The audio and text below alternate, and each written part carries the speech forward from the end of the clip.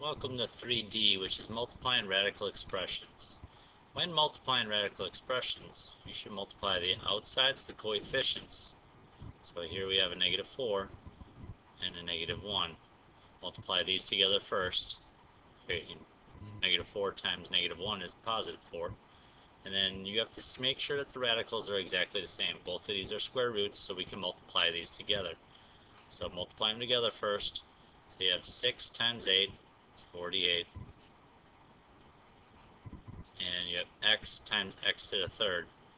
And x times x to the third is x to the fourth. When like bases with multiplying, add exponents, because this is x to the first. Now we look to simplify this monomial single radical here. So 48, you can break that down into 12 and 4. There's many ways you could break that down. And 6 and 2. 2 is a prime number, so I tend to circle prime numbers, so then I know that's the end of that branch of the tree. So 3 and 2, those are prime numbers, and 4 up here, we can break that down into 2 and 2. And those are prime numbers. It is, I look back before I do anything else, make sure it's a square root. Okay, it is, so it's a square root. So now we're going to look at pairs, because square is 2, so pairs. So we have a pair of 2's and a pair of 2's. So when we're rewriting this radical, we have the 4 from the beginning. So 4 times a 2 from a pair and another 2 from a pair. And then we haven't looked at the x's yet. You have x to the fourth. X to the fourth is 4 x's multiplied together. So you have pairs, again, pair of x's and a pair of x's. Each pair bring one out, so x times x. And then let's see what we have left over. So of the numbers, from the 48, square root of 48, we have a 3 left over, so that stays underneath. And from the x's, we don't have anything left over, so nothing goes underneath. So now we just clean this up with multiplying 4 times 2 times 2 is 16. X times x is x squared. And then square root of 3. And that is your final answer. Totally simplified. Next, we have a monomial times a binomial. Now we're just going to be multiplying here, but you're going to distribute. So first, sometimes it's easiest if I just kind of concentrate on terms by terms.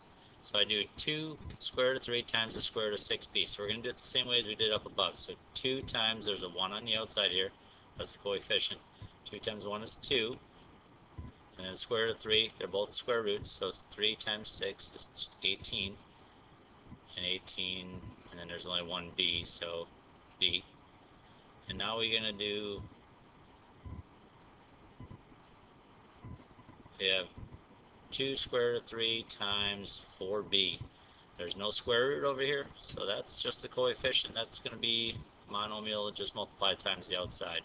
So 2 times 4b is 8b, square root of 3. And now I look to simplify each term here. So 9 and 2, 2 is prime, 9 is 3 and 3, those are prime numbers. And so when I rewrite that first term, I have a 2 from the beginning, from the start, the coefficient, and times a pair of 3's, because it's a square root here, so it's times 3 from a pair, bringing it out. And what we have left over is a 2. We didn't talk about the b, but there's only one b, and we need pairs, so we can't bring any out from that. So b is left over. Plus, we look at the second term to see if we can simplify it. Square root of 3 you cannot simplify, so that is just it. So it's just 8b square root of 3.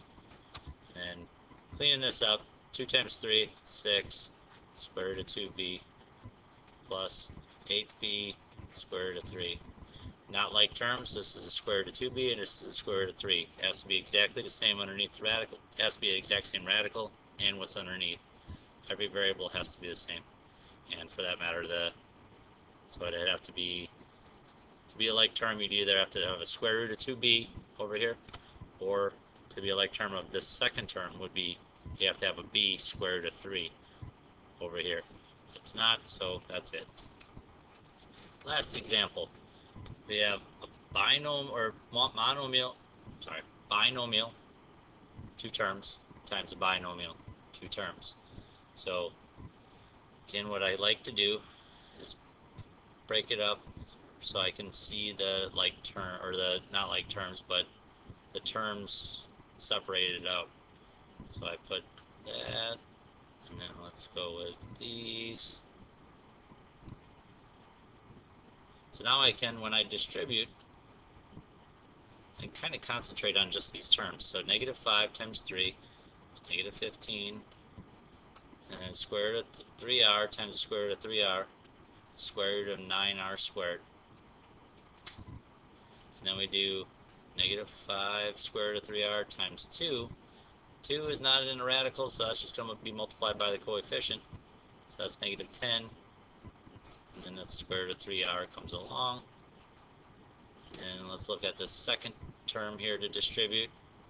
So we have negative 1 times 3 square root of 3r is a negative 3 square root of 3r. And negative 1 times 2 is negative 2. Look to simplify anything we can. We have square root of 9r squared. That can be simplified. Square root of 9 is 3. Square root of r squared is r. So that term is done. We can clean this out up a little bit, but I will in the next step. Square root of 3r, cannot simplify that. Nothing to break down there. Square root of 3r, cannot simplify that. Nothing to break down there. So in this step, I just simplify everything and subtract 2, and nothing to simplify there. Now let's look. We have negative 15 times 3. R is negative 45r. And it looks like we have like terms here. We have negative 10 square roots of 3r's. And you're subtracting 3 square roots of 3r's. So negative 10, so we have square root of 3r, square root of 3r. So you do negative 10 minus 3 is a negative 13 square root of 3r. And then subtract 2. And there's no like terms. This is negative 45r. There's no r on the 2, so I cannot do that. And there's no square roots. So this is just your final answer. It kind of looks ugly, but that's your final answer. Just leave it like that. Come to class with any questions. Thank you.